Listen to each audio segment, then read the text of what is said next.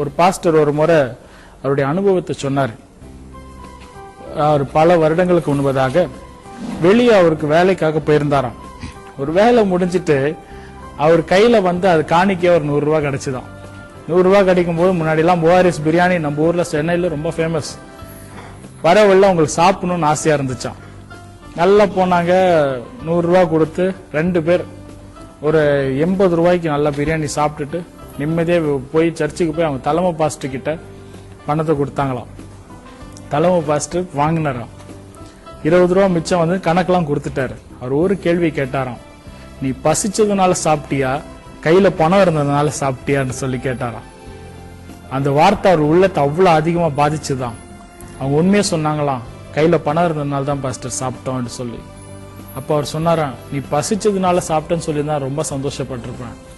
கையில பணம் இருந்ததுன்னு சொல்லிட்டு எல்லாருமே சாப்பிட ஆரம்பிச்சாங்கன்னா அவன் வாழ்க்கைலாம் என்ன ஆறுது அப்படின்னு சொல்லிட்டு அவர் அன்னைக்கு அட்வைஸ் பண்ணி அனுப்பிச்சாராம். அதே காரியம்தான் இன்னைக்கு. எதற்காக, what is the purpose when we eat? இன்னைக்கு ஓவர் ஈட்டிங், லெஸ் ஈட்டிங் எவ்வளவோ ப்ரோக்ராம்ஸ் வருது. ஒன்னும் இல்ல, பாடி ப்ரோக்ராம்ஸ், ஸ்லிம்மிங் ப்ரோக்ராம்ஸ் இன்னைக்கு நம்ம வாழ்க்கையில ஒன்னொன்னும் எவ்வளவோ வந்துட்டு இருக்குது. ஆனா உண்மையா 1 கிலோ குறையறதுக்கு இவ்வளவு பணம் வாங்குறாங்க, அவ்வளவு பணம் வாங்குறாங்க, எவ்வளவோ பண்ணிட்டு இருக்காங்க. கிலோ குறைஞ்ச உடனே they rise to their self esteem, அவருடைய தன்னம்பிக்கை ஜாஸ்தி ஆகுதுன்னு சொல்லிட்டு நிறைய சைக்காட்ரிஸ்டும் சொல்றாங்க. அதெல்லாம் உண்மைதான். ஆனா அவர்கள் சொல்லுகிற ரகசியம் என்ன? சாப்பாடு குறைங்க, நல்லமானதை சாப்பிடுங்கள், தேவையில்லாத காரியங்களை சாப்பிடாதபடிக்கு எச்சரிக்கையாருங்க. எனக்கு அன்பானவர்களே, இன்னைக்கு இது ஒரு சூழ்ச்சியின் மூலமாய் கழுத்து மேல கத்தி வைக்காம எத்தனையோ பேர் இருக்கிறனாலதான் இன்னைக்கு ஒவ்வொருத்தருடைய வாழ்க்கை சீர்கெட்டு போகுது. குடும்பங்கள் எல்லா இடங்களிலுமே சீர்கெட்டு போறது. இன்னொரு முக்கியமான காரியம், எனக்குன்னு சொல்லிட்டு எல்லாத்தையும் நமக்கே வச்சுக்கிட்டு அடுத்தவங்களுக்கு கொடுக்காத பட்சத்துல அது நமக்கு சாபமா மாறிவிடுகிறது. கர்த்தர் நமக்கு ஆசீர்வாதமாய் கொடுத்திருக்கிறார். எதற்கு தெரியுமா? கொடுக்கறதுக்கு, அடுத்தவங்களுக்கு கொடுத்து ஆசீர்வதிக்கிறதுக்கு. சில வேளைகள்ல நமக்கு எவ்வளவு வேலை விஷயத்துல வரும். ஆனா we need to have our own discipline. இந்த கழுத்து மேல கத்தி வைக்கிறதுக்கு ஒரு உதாரணம், ஒரு வேடிக்கையான ஒரு கதை ஒண்ணு. ஒரு சில ஆட்கள் வெளியே ஊழியத்துக்கு போயிருந்தாங்களாம். நான் எப்பவுமே சொல்லுவேன் எல்லாருக்கிட்டையுமே, என்னன்னா அவங்க எல்லா ஊழியத்துக்கு எல்லாம் போயிட்டு ஜெபம் பண்றதுக்காக வந்தாங்க. எதுக்குன்னா சாப்பாடு எல்லாம் வச்சுட்டு நல்ல ஒரு பஃபே டேபிள் இந்த மாதிரி அரேஞ்ச்மெண்ட்ஸ் எல்லாத்தையும் வச்சுட்டு எல்லாருமே உட்கார்ந்து இருந்தாங்க. நல்ல ஒரு பஃபே டேபிள்ல உட்கார்ந்து சாப்பிடறதுக்காக வந்தாங்க. எல்லாம் உட்கார்ந்து அந்த நாள்ல அந்த பெரியவர் ஒருத்தர், அதுல வயது முதிர்ந்த ஒருத்தர் ஜெபத்திற்காக வந்திருந்தார். இந்த ஜெபத்திற்காக வந்தவர் அன்னைக்கு ரொம்ப உற்சாகமா உணர்ச்சி வசப்பட்டு ஒவ்வொருத்தரையும் ஆசீர்வதி ஆண்டவரேன்னு சொல்லிட்டு கிட்டத்தட்ட 25 நிமிஷம் ஜெபம் பண்ணாங்களாம். யோசிச்சு பாருங்க, நல்லா சுட சுட சாப்பாடை முன்னாடி வச்சுட்டு பசி நேரத்துல 25 நிமிஷம் ஜெபம் பண்ணா அவங்களுக்கு எப்படி இருக்கும்? அதே நிலைமை தான் அவங்களுக்கும் இருந்துட்டு அவ்வளோ வெயிட் பண்ணிட்டு இருந்தாங்களாம்.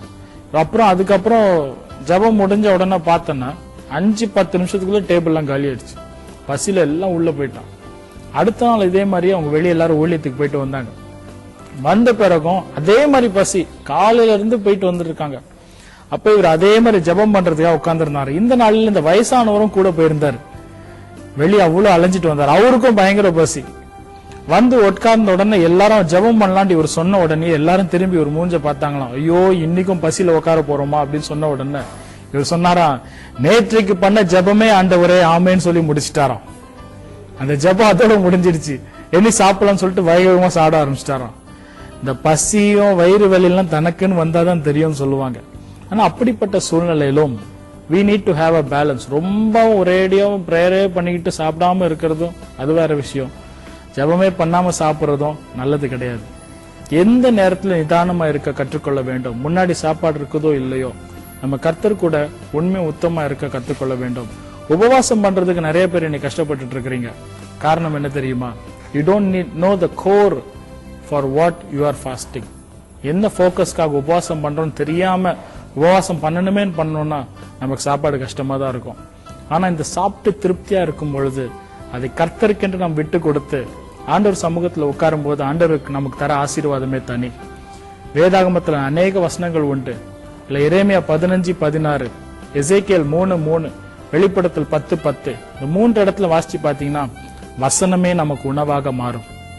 நாம் எப்படி நம்முடைய சரீரத்திற்கு சாப்பாட்டுக்கு 3 வேளைன்னு சொல்லி முக்கியத்துவம் கொடுத்து நம்ம பண்றோமோ அந்த அளவுக்கு முக்கியத்துவம் பரிசுத்த வேதாகமத்திற்கும் நம்முடைய ஆவிக்குரிய ஜீவ ஜெபத்திற்கும் கொடுக்கும்போது நம்முடைய வாழ்க்கை ஆவி ஆத்மா சரீரம் சுகபத்திரமாய் கர்த்தர் சமூகத்தில் நிலைத்திருக்கும்.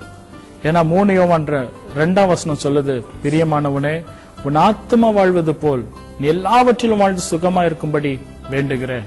நம்முடைய ஆத்மா வாழ வேண்டும். ஆத்மா வாழ்றது போல நம்முடைய ஆவி வாழ வேண்டும். இதற்கு பரிசுத்த வேதாகம் நமக்கு அவசியம் தேவை. இப்படி ஆவி ஆத்மா வாழ்வது போலவே நம்ம சரீரம் அதற்கு ஒத்துழைக்க வேண்டும். எவ்வளவோ காரியங்கள் போராட்டங்கள் நமக்கு உண்டு, உபத்திரவங்கள் உண்டு.